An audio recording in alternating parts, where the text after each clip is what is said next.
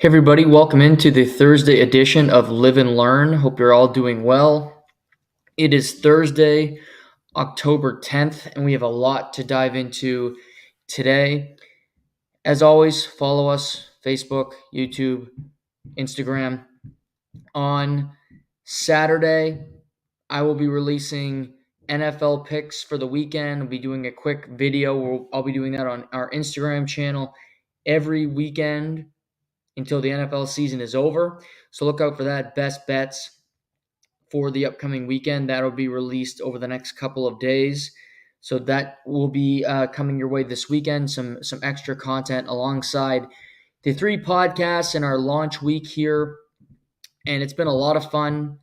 Live and Learn, the new venture, the new hub for great sports talk, really. And I've enjoyed it. I've gotten some good feedback. So thank you all for listening. Thank you all for reaching out. And as I say over the first two shows, if there are things I'm not talking about that you want discussed, please let me know because I will dive into them.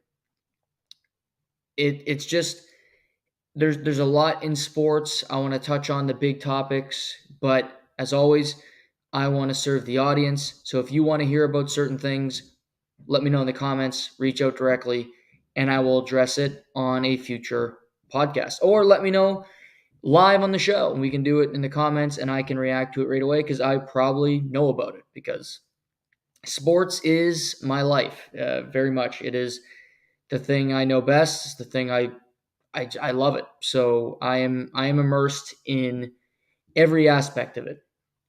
Today's program, we have a lot to dive into. We saw the start of multiple Canadian NHL teams last night, some interesting results. We're going to react to it all today. We also got some big news in a number of different sports, some injuries. We had some different things we'll react to. We're going to talk Thursday night football. We'll look at that line. San Francisco in Seattle tonight with a big game for both teams. So we'll talk about that later on. But let's start, as we always do, with quick hits.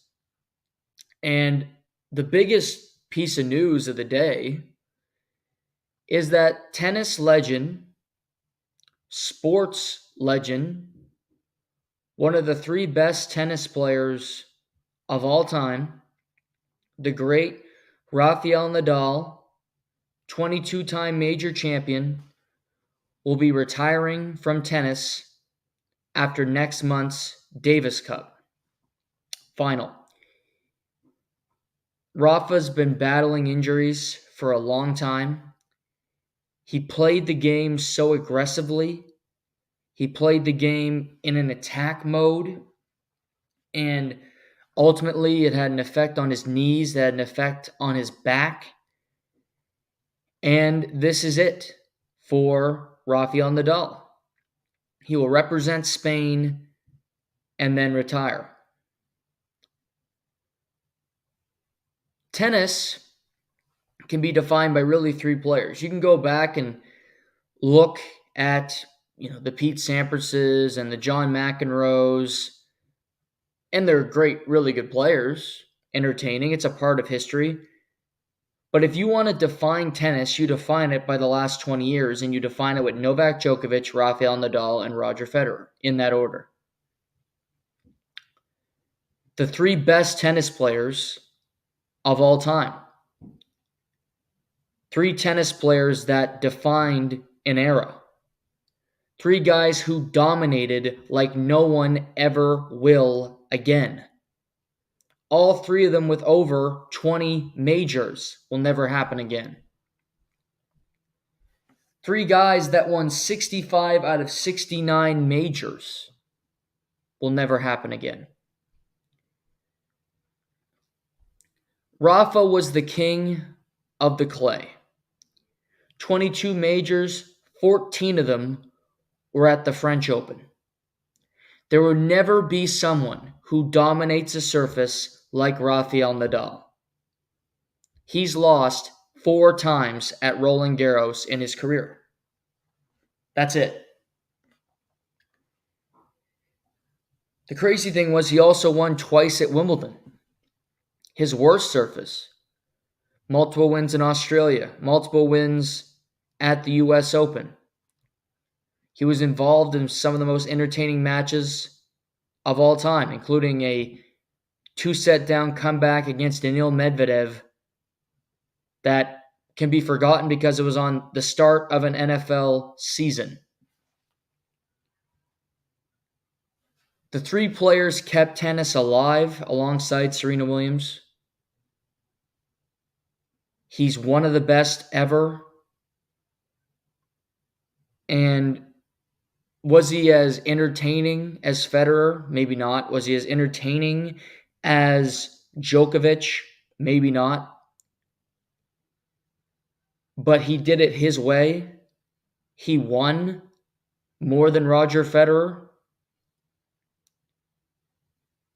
He's Rafa. He's dominant. An all-time great that deserves celebration.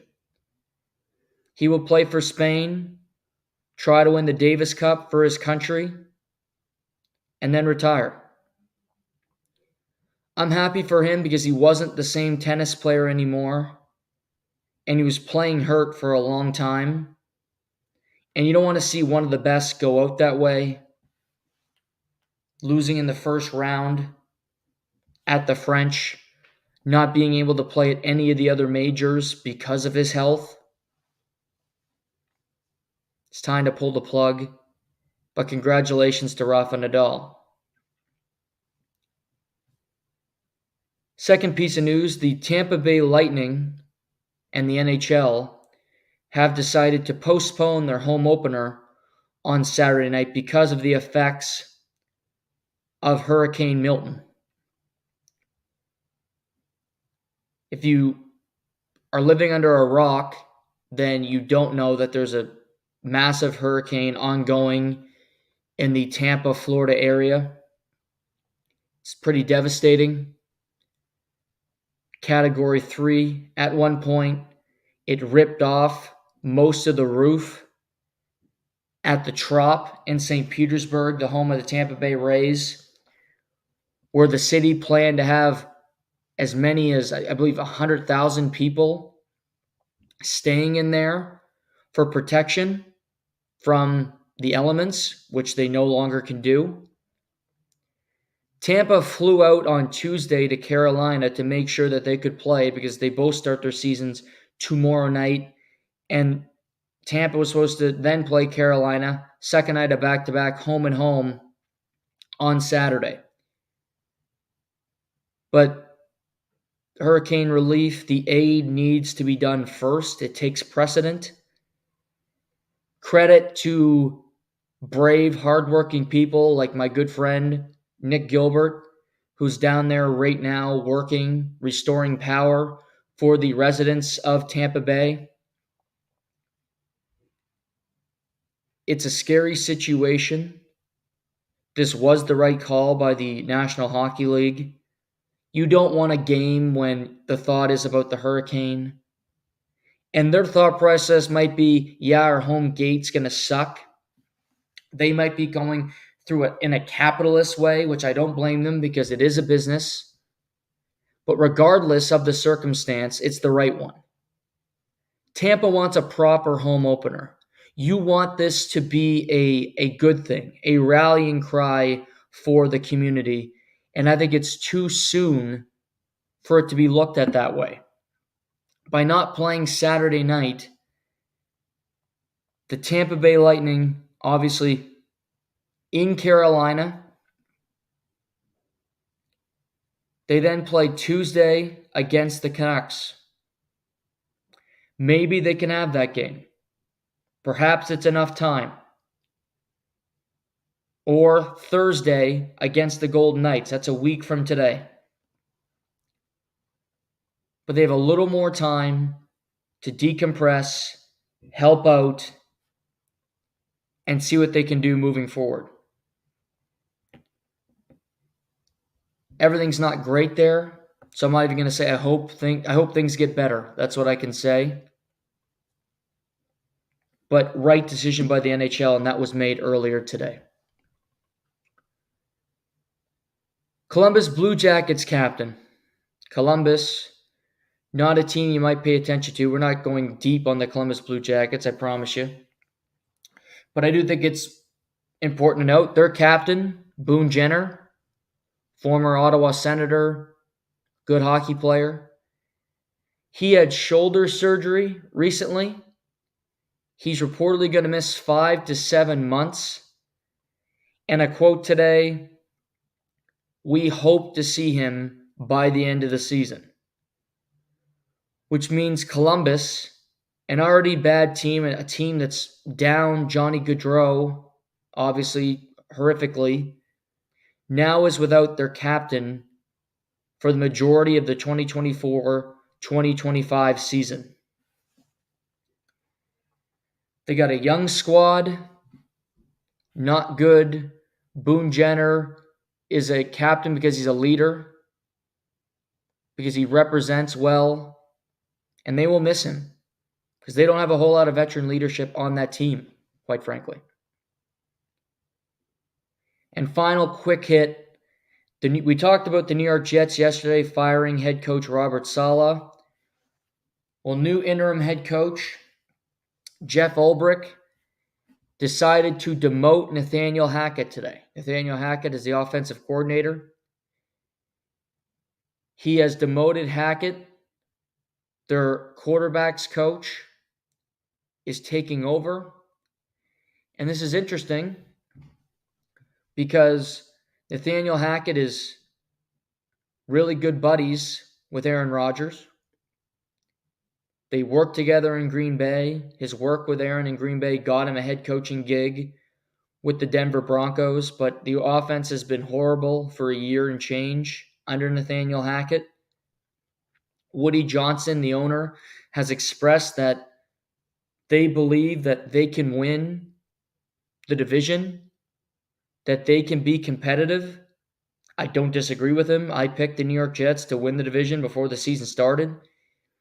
And clearly they're making a big decision here, saying enough of Aaron getting what he wants. Nathaniel Hackett just calling plays because Aaron wants to. I think it's a power move. I think it's establishing something in that locker room. And the Jets have a huge game this upcoming Monday against the Buffalo Bills for first place in the AFC East. So no time like the present to make this change for the New York Jets. But I credit Jeff Ulbrich for doing this and making the right call. Okay. Let's move into headlines. Obviously, last night, it's about hockey. Leafs fall to the Montreal Canadiens. 1-0, their first shutout in 200 and almost 50 games for the Maple Leafs. Winnipeg Jets wiped the floor with the Edmonton Oilers.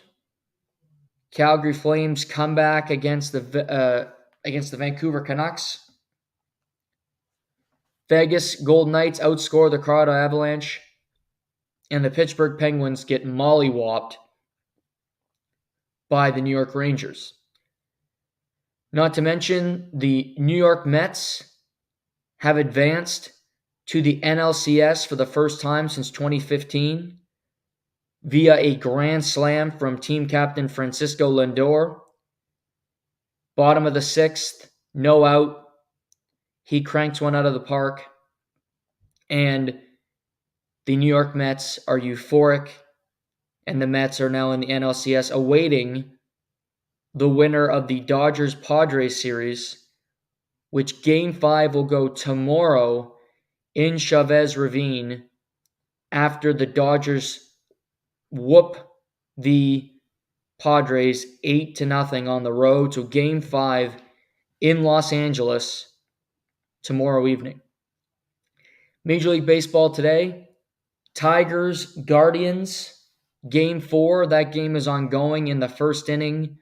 Yankees, Royals later on. Yankees and Tigers both looking to advance to the ALCS. So, anybody watch any hockey last night? I did, quite a bit. Toronto Maple Leafs, Montreal Canadiens, always a game to start a season.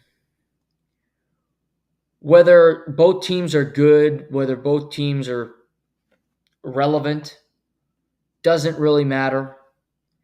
It's a rivalry that stands the test of time, and it seems to work. And last night was an interesting game. But I want to start by saying it's one game. Because the Canadiens beat the Maple Leafs. Do I think the Canadiens will have a better record than the Maple Leafs at the end of the year? I do not. But Samuel Montembeault, to his credit, was phenomenal. He made 47 saves, stood on his head, was phenomenal in the third period, and Montreal won their home opener.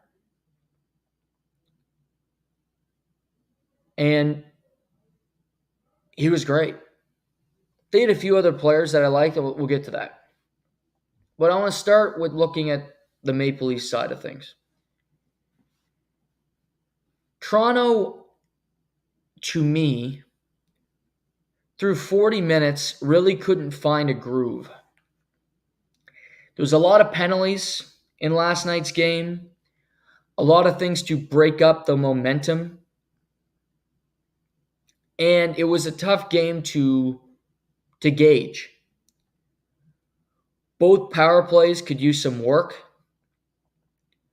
Both power plays didn't have a whole lot of creativity, a whole lot of thought that went into them, despite the fact that Montreal did score a power play goal. But they had a lot of opportunities last night that went awry.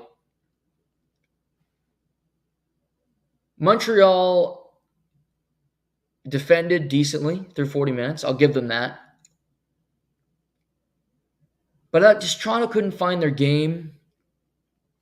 Their top players were really quiet through 40 minutes. Their defense pairing still trying to kind of piece it together, which will take time.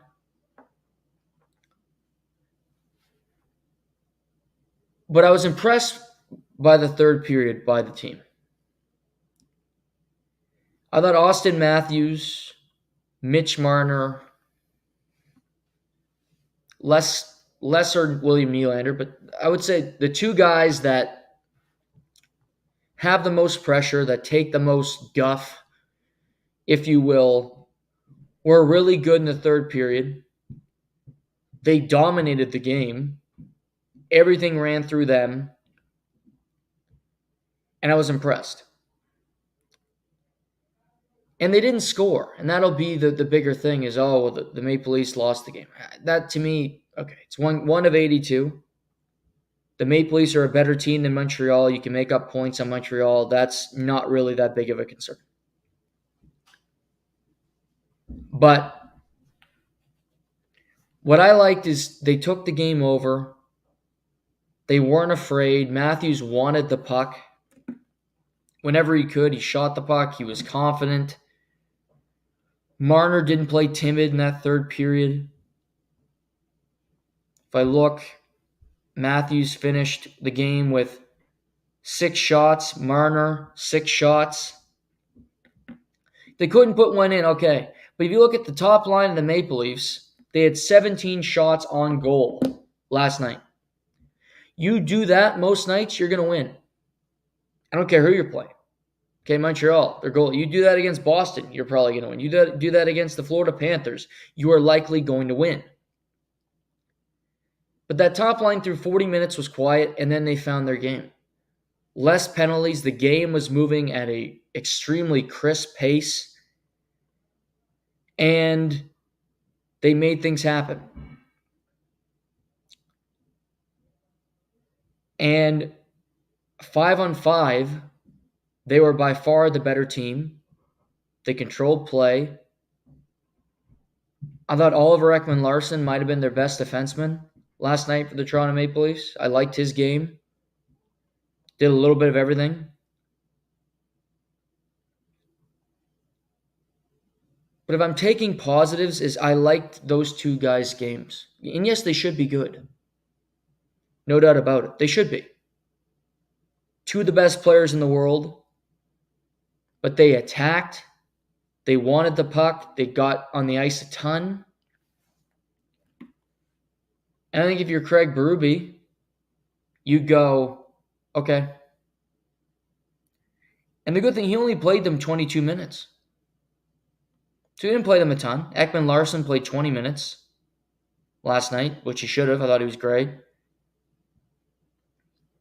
If you look at other defense, Morgan Rielly played 24 minutes. I thought he was okay. A lot of that was power play where he really didn't do anything. We'll get to that in a minute. But overall, Domi was quiet. The second line with Tavares was really a no-show last night. But then again, John Tavares is not a number 2 center. And that's going to happen because I just think that line was a little dead. We'll see how they do tonight against New Jersey. But I like that from the Maple Leafs. I like their best players, how they played, in particular in the third period. Because I think for both teams, it was hard to get momentum through 40 minutes because of all the penalties and just you couldn't get a sense or feel of the game. For the Maple Leafs, a problem that I don't see going away. I'm perplexed by their power play. Their power play should be as good as the Oilers. Should be. And yet it isn't. It's just, it's got an anchor on that power play. And that anchor's name is Morgan Rielly. Morgan Rielly's a good player, can play a lot of minutes, plays too many minutes, but that's been happening forever. But the Maple Leafs, in their time, have went through different defensemen and tried out different things, but they've never brought in somebody that can quarterback a power play. And Morgan Rielly's not the defenseman to do it. We've seen that year after year after year. I hate him on the power play. The puck dies when it hits his stick. He's not overly creative. And I just think it hurts the players around him, quite frankly. So the power play will be fine this year because it's always top 10 and around there. But it's not dangerous to me. It could be a hell of a lot better. And it's hard, but you can get good power play defensemen. I think they want Ekman-Larsson to be that guy a little bit. I don't know if he will. Because, he's had his ups and downs. Certainly.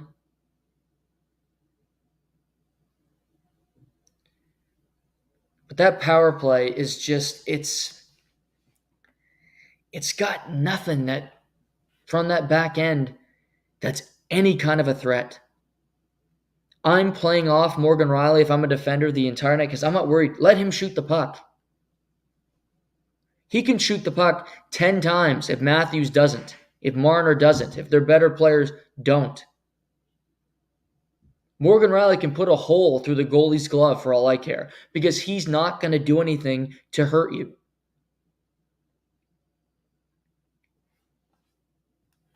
So the power play, where did the power play go? Last night,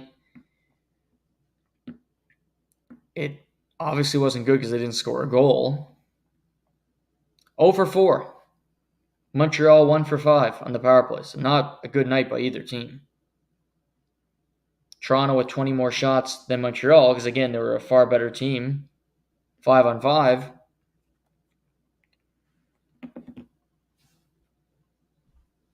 You saw some good things. I thought Pacioretty drew 2 penalties. That was a positive for him. He didn't look slow. That third line of Holmberg, Pacioretty, and Nick Robertson had some good moments. To me, it was the second best line on the team because that second line just created nothing. But it showed signs of life for sure. Anthony Stollarts, solid. Allowed one goal on the power play and a save he had no chance with a beautiful pass by Slafkovsky to a wide open net for Cole Caulfield. He's a huge man in that net. He's healthy, which is huge for the Maple Leafs. The Maple Leafs have not confirmed yet, but Stollarts might start back-to-back nights because of the health of Joe Woll. Now, I guess Hildeby is confirmed, so Dennis Hildeby will start. They were talking about potentially starting Stollarts this morning, but it looks like they're going to go with Hildeby. He's got a couple games of NHL experience under his belt, but he's a fresh guy coming from the American League. Second night of a back-to-back in New Jersey against the former coach and Sheldon Keefe. But Stollarts, as I said, he very well could be the starter of this team because he's available, because he's healthy, and he played well. I don't think Craig Berube's leaving the rink last night going, oh, this guy's a problem for us. Not at all. He was solid, reliable, made the saves that he had to, and he needed help from his teammates to score a goal. And they couldn't do that. So ultimately, he takes a loss, but I think he played pretty well. He shouldn't handle the puck at all, but he's going to. Goalies like to do more than they should. For Montreal and Toronto both play tonight, second nights of a back-to-back. Montreal is in Boston, Toronto is in New Jersey. 5-on-5 in that third period, they were playing to survive, quite frankly. They wanted to survive. They wanted the 2 points because Montreal was never really in the game in the third. 5-on-5, Toronto's a superior team. But I looked at Montreal and their overall game and I went, okay, I like pieces on this team. They still have a long ways to go. Lane Hutson is fun. I enjoyed watching him. He is going to take some chances that I think will make Martin St. Louis' hair even a little more gray than it already is. But that's part of the fun of a young defenseman. He's got all the talent in the world, confidence galore, great skating ability. I think he should be in the number one power play unit, but they don't want to push him too soon. I get it, but also I don't get it. He should be on there. So I like him. Slafkovsky brings something to the table. Caulfield should be their power play go-to, their weapon. But they're a team that needed a spectacular goalie performance to beat a superior team, which is what every bad team needs, quite frankly. They need a Samuel Montembeault to go out there and steal one, which he did. I still expect Montreal to be at the bottom of the Atlantic Division. I still expect Montreal to be a struggling team. But they have prospects who can play. And there's something to that. And you want those prospects to have some experience when your team is ready to compete. Like for Lane Hutson, you want him around for the long term. You want him to be a part of your organization for years to come. And for him to get games under his belt, for him to play, for instance, Lane Hutson played 18 minutes last night in only his third NHL game. It's a solid game for him. Matheson played 26 because they play the hell out of him. Caden Gooley played 23. But comparing him to Justin Barron played 11 minutes. He wasn't used as much. He doesn't have as much trust as Lane Hutson in that organization. So it's interesting that way, just tracking, seeing how young players are viewed inside an organization. It was an entertaining game. Both teams play again tonight.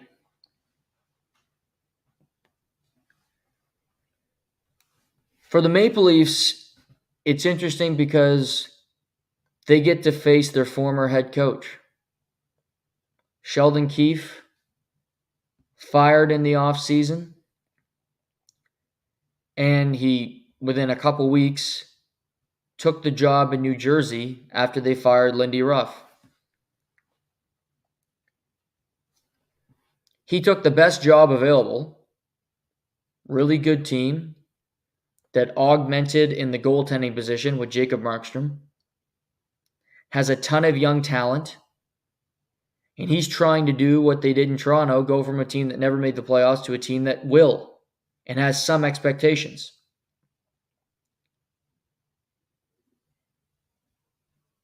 It feels a little weird because he said it's going to be weird facing my former team tonight, facing my players. So he coached many of them, not only in the NHL, but in the American League for the Toronto Marlies. So there's that history. Feelings come up. New Jersey played twice in Prague already, so it's their first game in North America. Leafs on a back-to-back. Hildeby between the pipes. So this is a game the Leafs win. They get shut out last night. You don't expect them to win. They'll go out and beat New Jersey tonight. Just bank it in. If you're on FanDuel, you're gambling tonight, take the Leafs. Probably get them plus the points. They'll win. They'll win tonight in New Jersey. They shouldn't, because you look at everything going against them, but they will. They will. Matthews, couple goals tonight. They won't go 0-2 heading into their home opener. Leafs will win tonight. But two good teams, two teams that could represent the Eastern Conference in the Stanley Cup Final.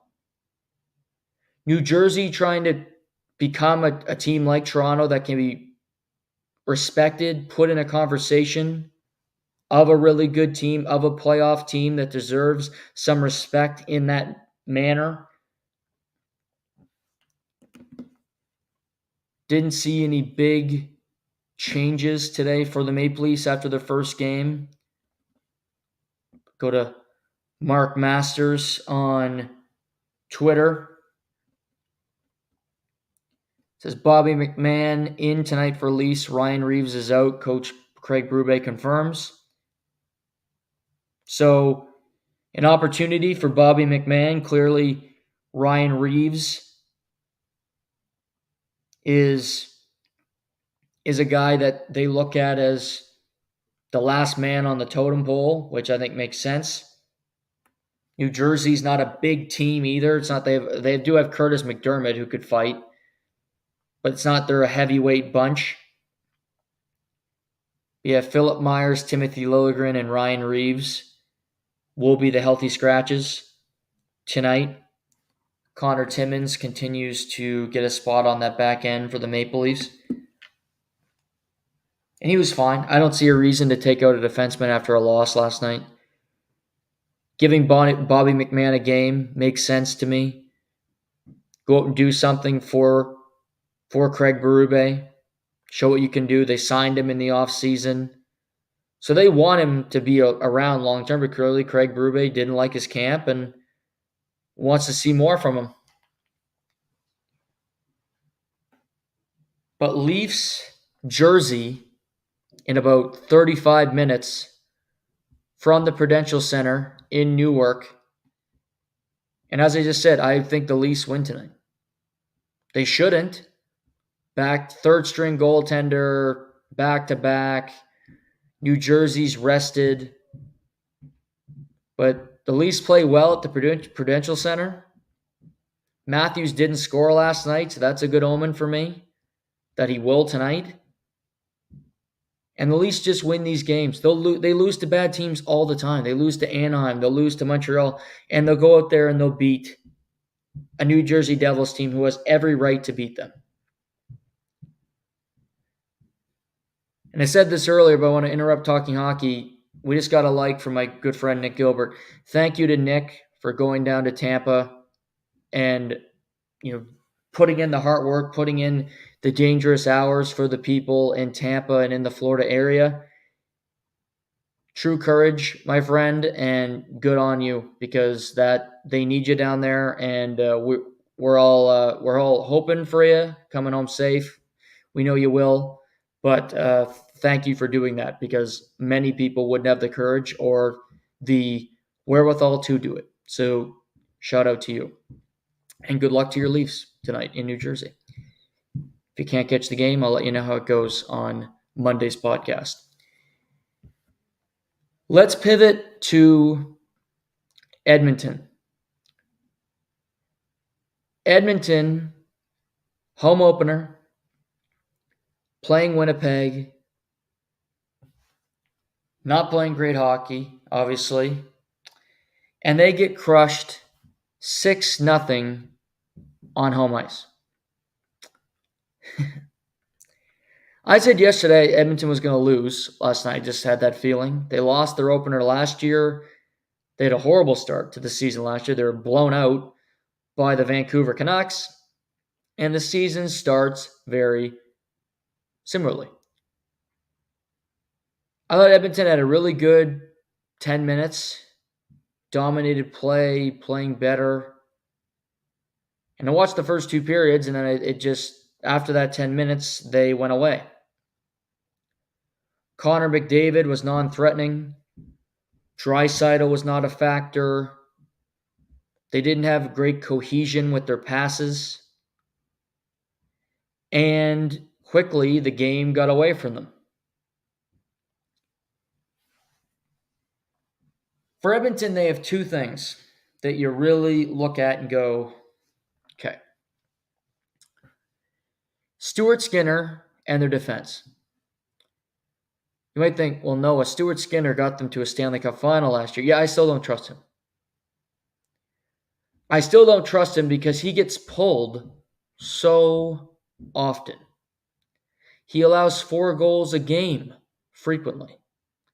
If you look at his last 12 starts, so obviously those are playoffs in there, he's allowed 4 goals in 7 of them. That's no good. That's junk. You're not winning games in the NHL allowing 4 goals a night. He's got all the potential. They paid him the money. But he has these shaky starts. Not every goal last night was his fault. Certainly. The first goal that was allowed by Captain Adam Lowry, it was a bank. He was in bad position. I'll add that, to make a save, to be ready. But was it his fault? I guess not. Could say no. But I don't think he was in a great position to make a save, so that's not good either. But he just lets in softies. You want to go, okay, we need some saves here. Let's quell the momentum of the opposition. No, let's let in a couple other ugly ones. Okay. And the Jets win 6-0. But Stuart Skinner, 5 goals against on 13 shots. That's putrid. That's as bad as it gets. I mean, didn't even last half the game last night for Stuart Skinner. He wasn't good. Now, the Edmonton Oilers defense is going to take some work, and it'll have to change before the end of the season if they are going to win a Stanley Cup or even be in contention. Ty Emberson, Travis Dermott, Brett Kulak. Those are three guys I just named. Do you know any of them? I watch hockey every night, and I follow this pretty closely. I hardly know those guys. Travis Dermott, you might know because he used to play for the Maple Leafs.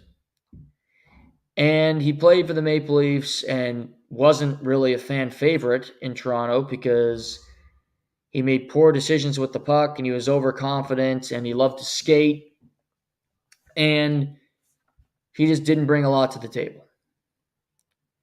Ty Emberson they picked up because they lost Cody Ceci when they had to try to move up money for offer sheets, but they didn't end up keeping either guy in Dylan Holloway or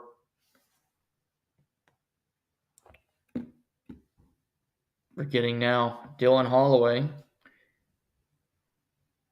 and they lost a defenseman. I can't believe I'm blanking. Philip Broberg, who had a goal on Tuesday's opener. So when you lose those players, you have to replace them, and they replace them with lesser players. Travis Dermott was on a PTO. So not exactly a guy that is wanted around the league. Ty Emberson hardly had any experience. Brett Kulak is a signing that still perplexes me. Wasn't good in Montreal, and Edmonton decides to scoop him up. And not to mention Darnell Nurse, who's not exactly a fan favorite, and he's asked to play bigger minutes because you don't have guys that can fit in. So it was a rough. Nobody played well for the Oilers last night. In a 6-0 loss, nobody does.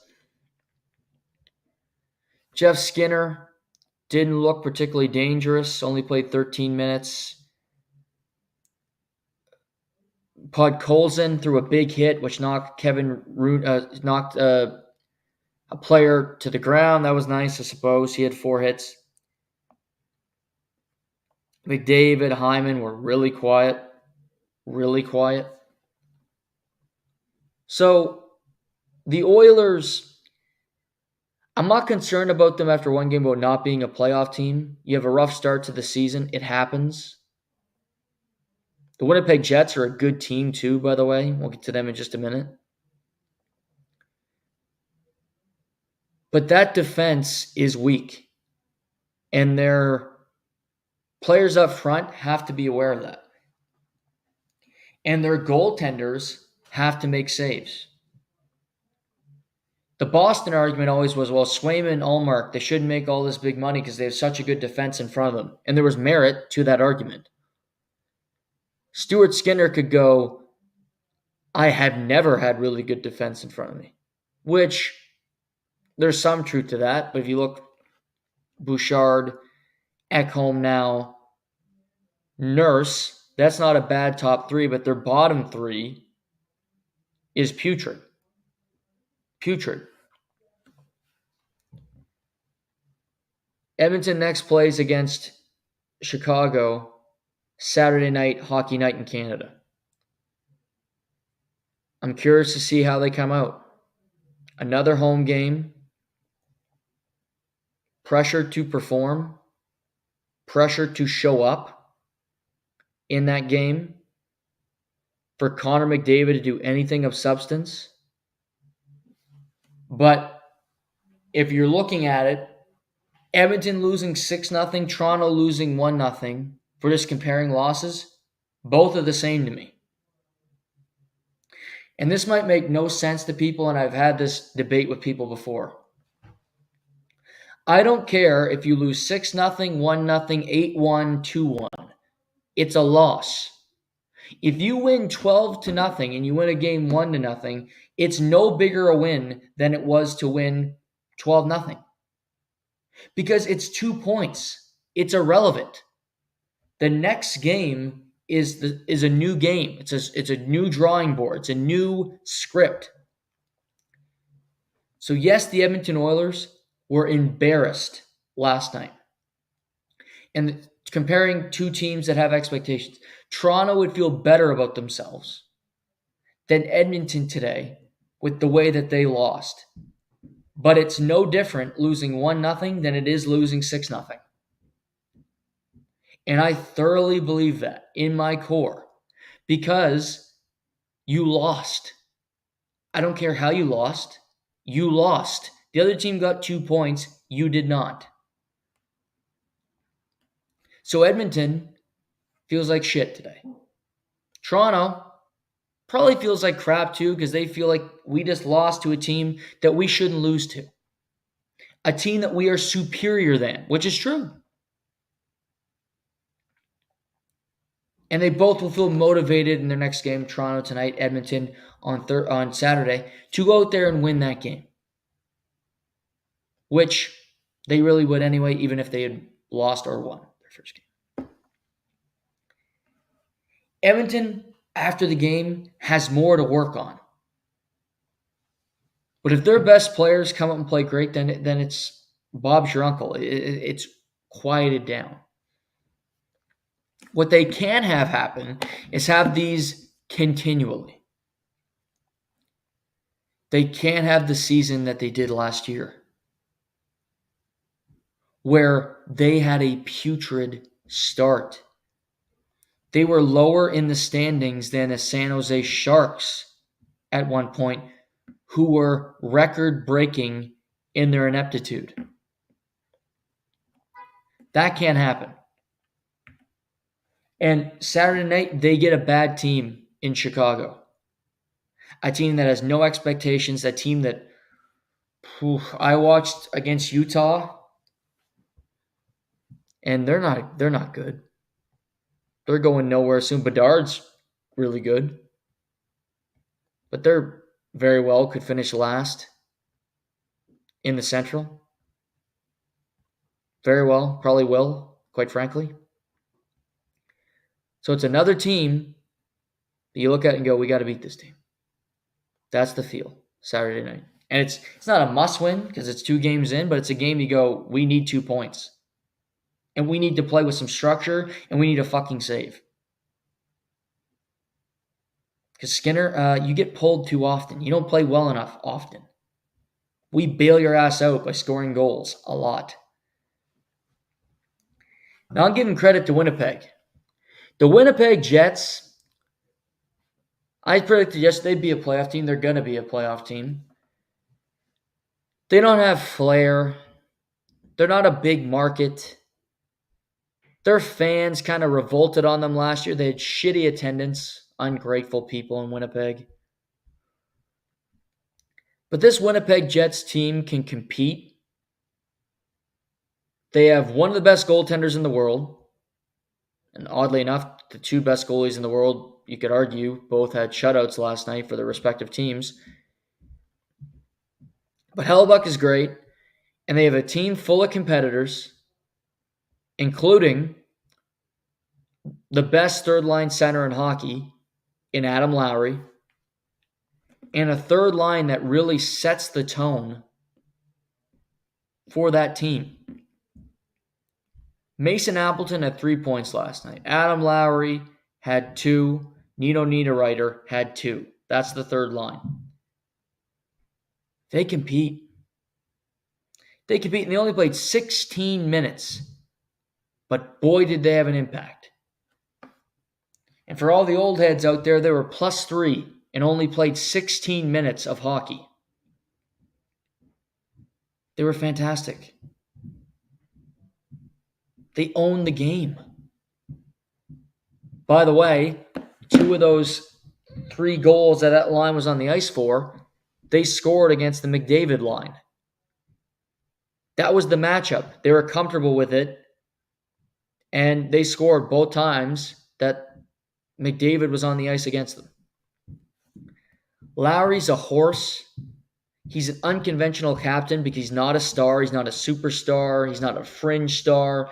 He's a hardworking guy that competes, will fight, will hit, block shots, and just sets the tone for that market in that team. They're without stars, but they have good players. Morrissey's a good defenseman. Pionk can be. Ehlers has potential. I still think untapped potential. Scheifele's still a very good player. Dylan Sandberg scored a goal last night for the Winnipeg Jets. To me, Winnipeg, they're below several teams in the Central. You look at Nashville, you look at Dallas, Colorado, who got smoked last night. But they're still very good. They're still in the mix. They're still a playoff team to me. So great showing from them. Hellebuck, shutout to start the season after a really shaky playoff for him. Love to see that. New coach and Scott Arniel had them ready to play. Winnipeg's home opener is tomorrow against Chicago. So Edmonton will also get Chicago off a back-to-back, having to fly from Winnipeg to Edmonton. So another reason that they should win on Saturday night. But phenomenal stuff from Winnipeg. Just compete, breaking up lanes in the neutral zone, great along the boards, causing havoc and scoring ugly goals. Because they all count at the end of the day. Winnipeg's a solid team. I think they'll be a playoff team. Perhaps they can squeak into the top 3 in the Central. You never know. Another all-Canadian matchup, Calgary in Vancouver. What a fascinating game this was.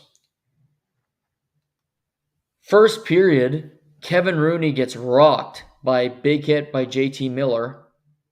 He has to leave the game. If he doesn't have a concussion, I don't know how he does. He got rocked, hit his head hard against the boards. He leaves for the night. Then JT Miller sets up a goal. Then JT Miller says, you know what? I'm going to drop the gloves. Which he does. Fun fight. Good spirited tilt with Anthony Mantha. And from there, I thought JT Miller was really good. I thought Anthony Mantha had a good game for the Calgary Flames. But Vancouver jumped out to a huge lead. Brock Besser, JT Miller, Daniel Sprong, new addition with a nice goal on the power play. That third line with Connor Garland had some life. But Calgary kept picking away. Calgary didn't give up. And before you know it, it's 5-1, 5-2, 5-3, 5-4. Sorry, 4-1, 4-2, 4-3, 4-4. 5-4 Calgary. JT Miller scores to make it 5-5, and then Connor Zary on a beauty scores the OT winner to give Calgary the comeback and the 2 points on the road.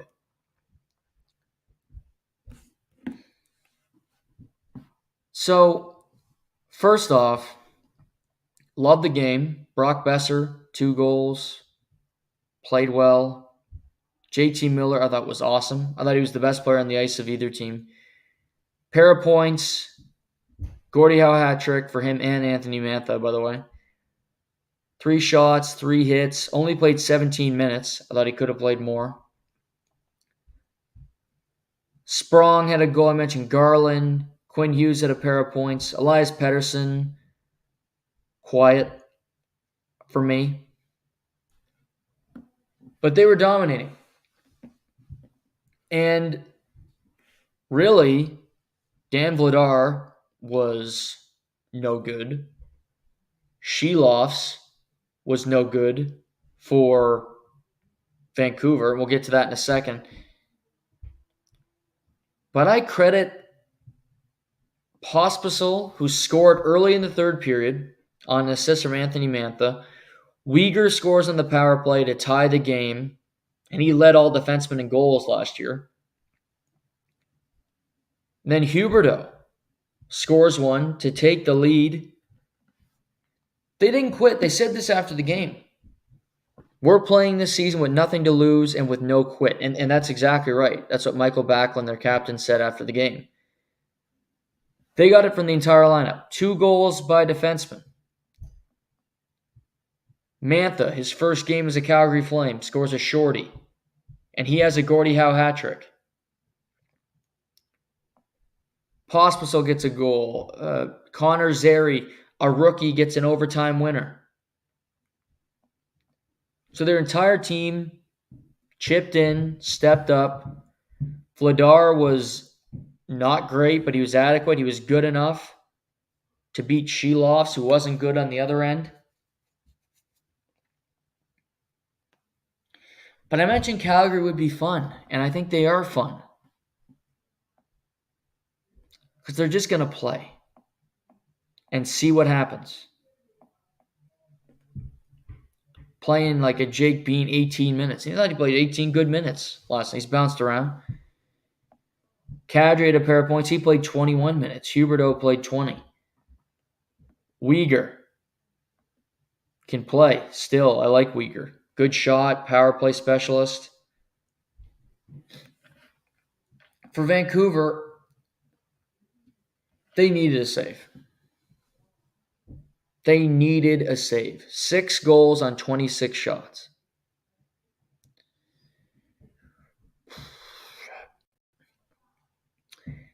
It's always this push and pull. How well did a team defend?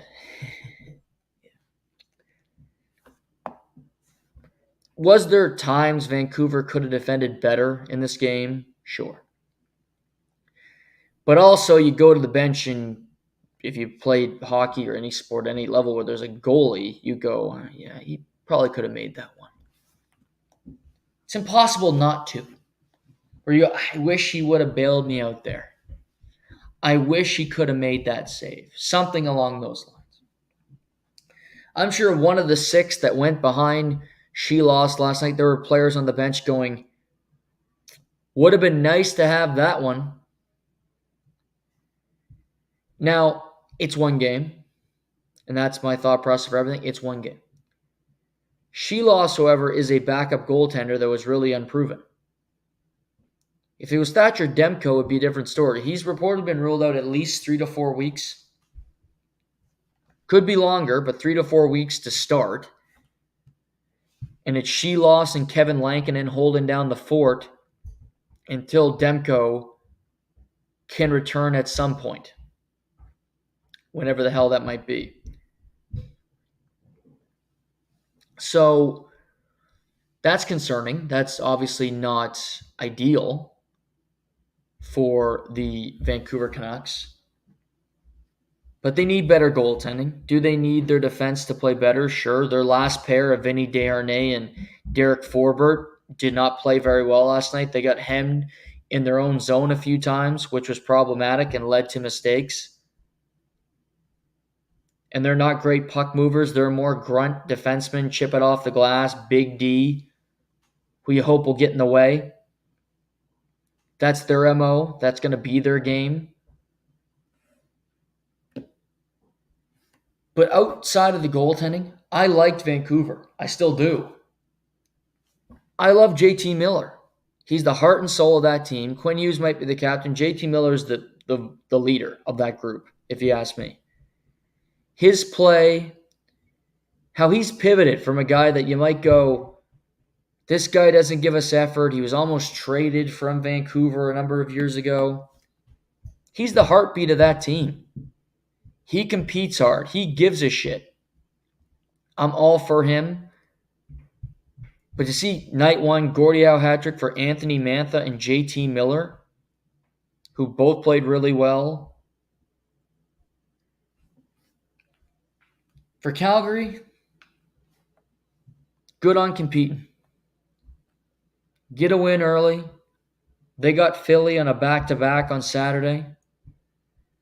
Philly, you want to talk weird? This is inside baseball here, but the Philadelphia Flyers play in the Eastern Conference, if you didn't know, Central Division. They opened their season against the Flyers. Against the Canucks on Friday night in Vancouver. which is weird to me. In Vancouver, at Calgary, at Edmonton on Tuesday, at Seattle, their home opener is against Vancouver next Saturday night, the 19th. But a home opener against a team you have no history with, a home opener against a team that you're going to play twice in a week that's from the Western Conference. Strange to me. But I don't make the schedule, so I suppose I should just shut up. But team out east to start out west? The only benefit that for the Flyers is you don't got to go back to Edmonton, Calgary during the winter when there's so much snow and it's complete misery out there, because it is, let me tell you. But fun start for the Flames. Vancouver needs a save. Otherwise, I thought they played pretty well. I loved their game from their top guys. Looked okay to me. Rest of the NHL, Rangers dominated Pittsburgh. In Pittsburgh, by the way. Igor Shesterkin, who's in the midst of contract negotiations with the New York Rangers, who reportedly turned down 8 years, $11 million per on Tuesday. He got a shutout. Good start to the season. 6-0 win on the road for the Rangers. Chris Kreider with a pair of goals, including a shorty. Lafreniere with a pair of points. Filipino. A lot of guys get on the board. Shesterkin with a shutout. Tristan Jarry, 6 goals on 40 shots faced. Rough start for Pittsburgh, and they go to Detroit tonight in a back-to-back. Detroit's home opener. So pressure on Pittsburgh right away, and then they got Toronto on Saturday for Toronto's home opener.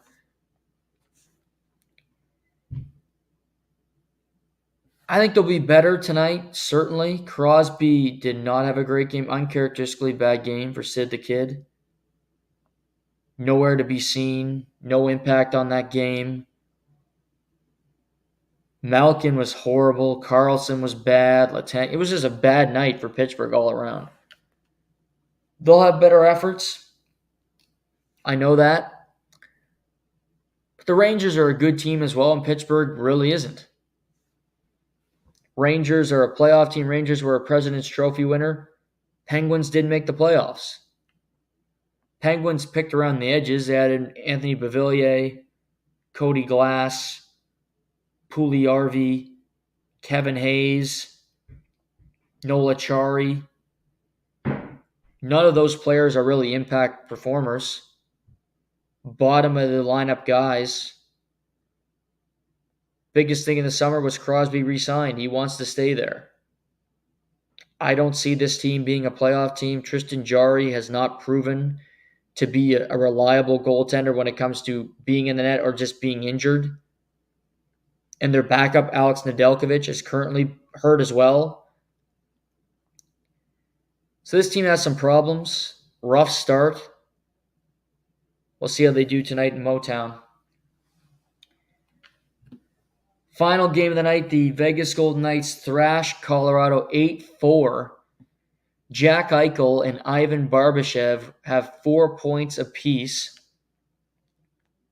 Mikko Rantanen has a hat trick in a losing effort for Colorado.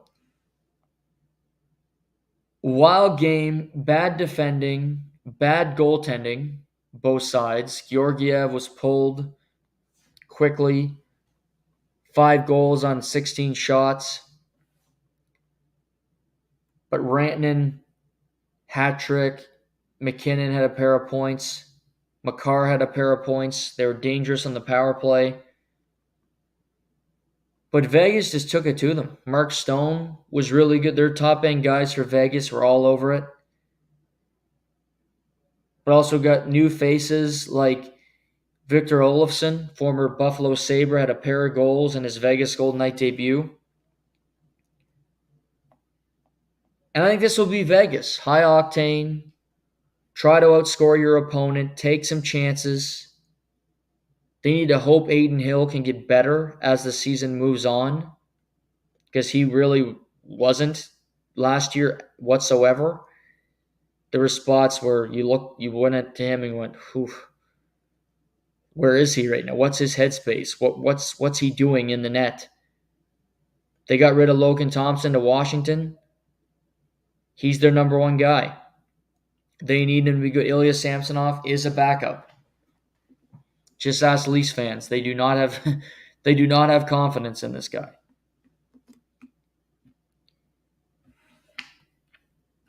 Tonight in the NHL, a variety of games. Los Angeles, first game of the season in Buffalo, playing the Sabres. Sabres coming back from Prague.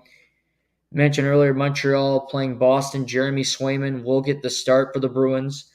His first action since getting re-signed for 8 years by the team. Florida Panthers in Ottawa to play the Senators. Fun game. Allmark, his first start with the Sens. And it's a big Sens season. How do they look coming out? How do they feel? Talk about Edmonton. I give them a break. Ottawa's got to have a good start to the season. They do not get the benefit of the doubt. They do not get that because, quite frankly, they haven't deserved it. Years past, they have slow starts and they try to make it up in February and March when they're already out of the playoff race. They missed the playoffs by 16 points last year, the Ottawa Senators.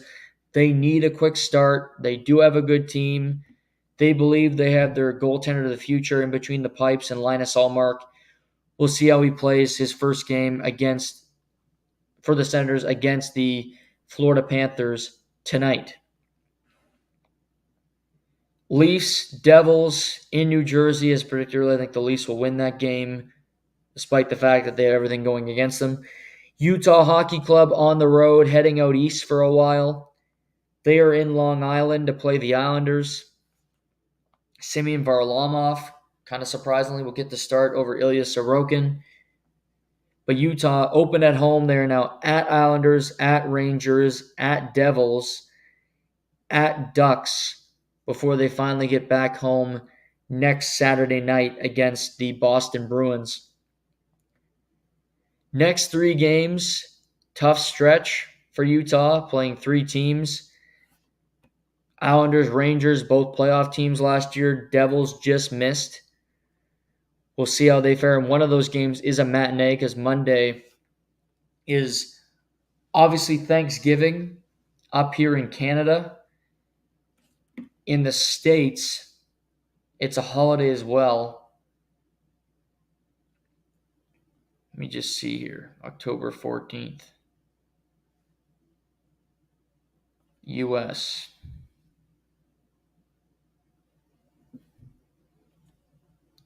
So I believe it's a holiday in the U.S. too. Columbus Day on October 14th. Yes, Columbus Day. So, variety of games on Monday in the NHL in the afternoon. So, a lot of matinees happening for Columbus Day. Also tonight, we got, let's see here, Pittsburgh and Detroit, as I just mentioned. Game of the night for me personally, Dallas at Nashville. Steven Stamkos makes his debut. Start of a new era for him. No longer the captain, no longer the face of the Tampa Bay Lightning. Moves to Music City. Now will wear that crest. Unfortunately for Nashville, UC Saros is banged up. He's a no-go tonight. Scott Wedgwood will play his former team. So revenge game opportunity for him, for Scott Wedgwood, in between the pipes. But Dallas, great team. Multiple conference finals the last couple of years. Nashville with Marchessault, Steven Stamkos, Brady Shea. They're trying to win a Stanley Cup with veterans. They're trying to push themselves into that upper echelon of the league. I want to see how they fare night 1 as a new group, and they are at home taking on Dallas. That's two good teams in the Central Division coming to blows. You have Columbus in Minnesota, a game that very few people will watch or know that happens. And the last game of the night, St. Louis in San Jose to play the Sharks. San Jose, I'm kind of interested in watching some of that game tonight because you have Macklin Celebrini, you have Will Smith making their NHL debuts. So I want to see how the kids fare. St. Louis, really a soft schedule early on. You get Seattle. Now you get to play the Sharks before they get Vegas tomorrow night on a back-to-back. So good start for St. Louis. Yes, you're on the road, but you kind of have some cupcake games on your schedule, and you need to win these games, quite frankly, before they have their home opener Tuesday night against the Minnesota Wild. We won't talk until Monday. The show's not over yet. We still have some stuff to go over. But this weekend in the NHL, Tampa only begins their season tomorrow, as does the Philadelphia Flyers. So just programming notes there. I believe every team would have played Washington. Washington's the last team to play. Washington starts their season Saturday night against New Jersey at home. But they are the last team. Oh, and Anaheim. Anaheim starts against San Jose on Saturday. So Anaheim, Washington, two teams the latest to start their seasons, but everybody will start it as of Saturday. When we talk, everybody will have at least played one game. But on Monday, we'll talk Leafs Penguins. We'll get into the start of the season for the Ottawa Senators. They'll play twice between now and then. Also want to get into just Rangers and some other teams, how they've looked early on in their season. So we will touch on all of that on Monday's edition of Live and Learn. It should be a solid hockey weekend with lots going on as the season gets going. Let's now move to the NFL. As I mentioned, tomorrow or Saturday, I will be releasing a piece on our Instagram channel talking about the games this weekend and what my best bets are to make this upcoming weekend. So that video is coming up. I want to talk some NFL today on the podcast and really get into a number of different things. Tonight, we got Seattle hosting San Francisco. NFC West battle. Two teams that need a win. You have San Francisco below 500 at 2-3. Seattle's lost 2 in a row. They are 3-2. Seattle's coming off a loss to the New York Giants.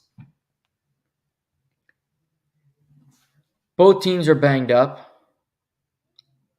Offensive line worries for the San Francisco 49ers. The offensive line just in general has not been great for Seattle, for Geno Smith. Kenneth Walker Jr. III also a little banged up, but it looks like he's going to play tonight. But they haven't been able to run the ball that effectively. San Francisco is a 3.5-point favorite at home. On the road in Seattle with the 12th man tonight. San Francisco's defense has been good, not great. Seattle's offense, I think, has been decent. They just can't keep people out of their end zone, unfortunately. So here's where things stand there. San Francisco they get leads and they blow them. They've been doing it lots. They've been doing it. They did it against the Cardinals last week. A team below 500. A team that likely won't make the playoffs. Some people had Seattle as a playoff team. I did not to start the season, although I do see a lot of merit.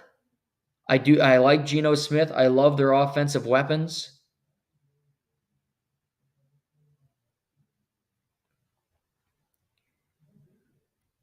But I go in tonight's game, and I think San Francisco has to win this game tonight because they have legit aspirations. I don't believe that really Seattle does. San Francisco at Seattle. Then they host the Chiefs next Sunday. The Chiefs coming off a bye, by the way. They then host the Cowboys on Sunday Night Football. And yes, they own Dallas historically, in particular Kyle Shanahan as head coach. But that's not easy. Then week 10 at Bucks, host Seattle, at Green Bay, at Buffalo. That's their next 6 games. All tough. No gimmies. So it's a tricky thing to look at right now for this team. They've had their problems, but I think San Francisco is going to win tonight. I do believe they are going to cover the 3.5 points. I like San Francisco minus 3.5. Good game, close game likely, but I think San Francisco wins. They keep it above a 4-point win. My favorite games this weekend, number 1 for me, Commanders-Ravens. Jaden Daniels going up against Lamar Jackson. 2 of the most talented quarterbacks at the position, 2 of the best playing the position right now. And 2 guys that compare to one another. You have Lamar, who's played 2 excellent games in a row. You have Jaden Daniels, who leads the NFL in completion percentage. So many storylines with that game. Not to mention you have the Commanders, who are a surprising 4-1. And you have the Ravens, who are 3-2, trying to get better week by week. A huge win against the rival Cincinnati Bengals last week. So that's the game I'm looking forward to the most. Beyond that, Lions-Cowboys will be fun in Dallas. Lions coming off a bye. Lions, to me, are the best team in the NFC, the most consistent, the most physical. Jared Goff's been as consistent as anybody at the position. So that's a fun game for me, for Dallas, to see if they can hang with the best team. They did beat the Lions in Dallas last year. So we'll see how they fare this time around. Texans-Patriots, normally you go, that's not a fun game, but Drake May will make his NFL debut for the Patriots. So he gets an opportunity to start. Jacoby Brissett now on the bench. The Drake May era has started. The offensive line for New England is a complete train wreck, and the Houston defensive line is pretty good with Danielle Hunter and Will Anderson Jr. So we'll see if he can survive it, but I don't really agree with the decision.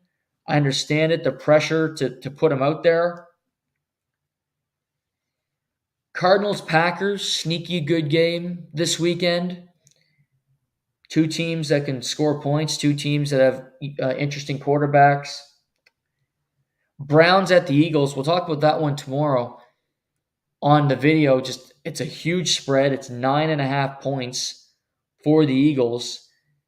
And yeah, I don't trust the Browns at all, but also the Eagles, I don't trust either. So that's an interesting one. See, you got Falcons, Panthers, Steelers, Raiders. The Raiders have benched Gardner Minshew. Aiden O'Connell will start for them this upcoming weekend. So an interesting decision made there by the Raiders, by Coach Antonio Pierce, as they still deal with the Devontae Adams drama and him not playing for a 3rd straight game. You have Bengals, Giants on Sunday Night Football before Bills, Jets will play Monday night in the headliner of the weekend, really, but in a game for first place in the AFC East. You also have a London game, 10:30 a.m. kickoff. Jags Bears. Good game. Jags finally won a game. They now have 2 straight games in London. So something to keep an eye on as well is just the London games and how the Jags play, sitting at 1-4. If it does not go well in London, does Doug Peterson coach the team after this next 2-game spurt? If they lose both of them, I say no. Now, they do have the Patriots in one of those games, but you never know. But again, I'll release a video tomorrow talking about the games, the picks I like for this upcoming weekend in the National Football League.